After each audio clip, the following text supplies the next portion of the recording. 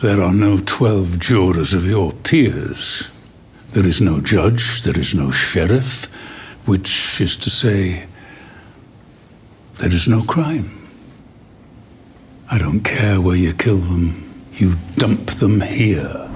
Yellowstone fans are getting an answer to a grisly Dutton mystery in this week's episode of 1923, as we finally learn the origin of the train station that holds so many secrets. But there are more mysteries to come, and a whole lot of misfortune. He took everything. So let's get into it. Season 2, Episode 4 of 1923, A Journey the Rivers of Iron. I'm Anna Rumor, and this is PopCulture's Social Call.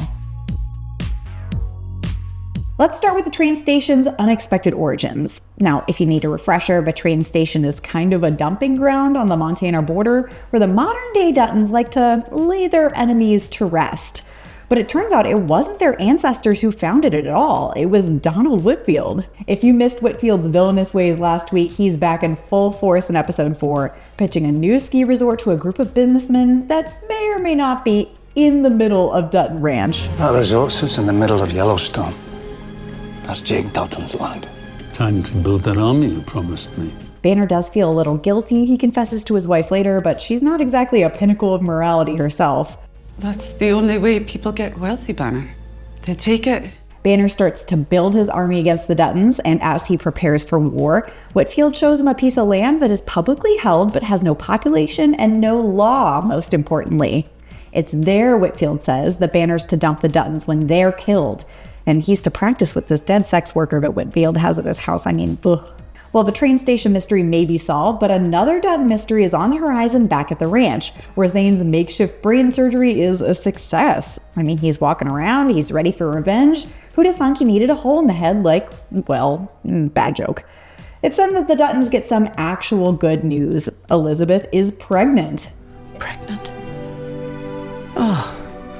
It's been far too long since we've had good news in this house, Doctor.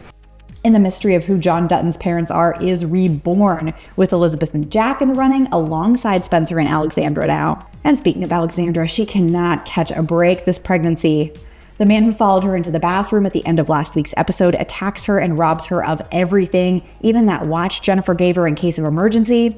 But Alex really has toughened up this season. She wakes up after a beating and sprints to make her train despite having lost everything along the way. Spencer is also having a real time of it after he gets picked up by police who want him to finish his bootlegging run so they can use him as a pawn in their sting, which doesn't go very well. Spencer is trying to save himself as the shootout breaks out, and when this cop handcuffs him to the wheel, not cool, he shoots the chain, which is very cool. From there, Spencer flings himself onto a passing train, but he is not safe yet, especially from this one unsavory character demanding a train tax, and who isn't scared of Spencer's rifle. Trains have a way of rattling a man to sleep, like a big steel crib, swaying to and fro. I've never seen a man who can resist it.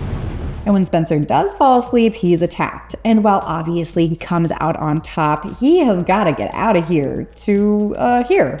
It's not even snowy here. Where are we? And things aren't looking good for Tiana either, as she, Pete, and Runs' horse successfully help with the cattle drive, only to find her wanted poster everywhere at these fairgrounds. I guess the moral of this episode is avoid a train? Not sure. But what'd you think of the episode? Let me know in the comment section, like and subscribe while you're there, and head over to popculture.com for the latest in entertainment news. Until next time, I'm Anna Rimmer, and this is PopCulture's Social Call.